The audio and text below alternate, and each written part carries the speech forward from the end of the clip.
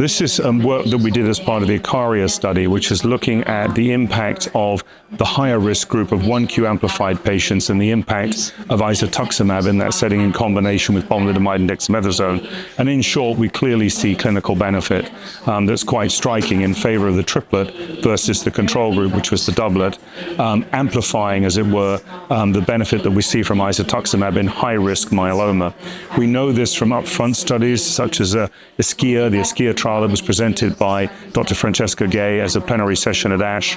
Clearly in the upfront setting, isatuximab is making a big difference in high-risk myeloma.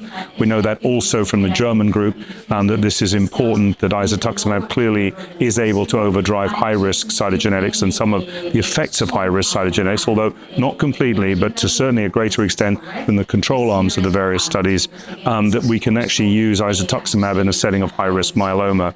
This subgroup analysis from ICARIA, that, as you point out, is post hoc retrospective, simply adds to that body of knowledge showing the benefit of isatuximab combined with POM in the setting of 1Q amplified disease. And people may say, why is this? Why does isatuximab have particular benefit in 1Q, whereas it may be less apparent, for example, in patients receiving daratumumab?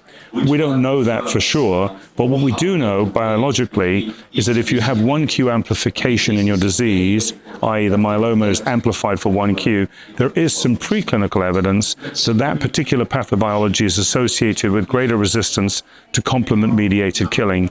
And given that daratumumab very much depends on complement-mediated killing for its effect, isatuximab less so, there may actually be a scientific rationale for some of the differences we're seeing, although again, that remains speculative at this point.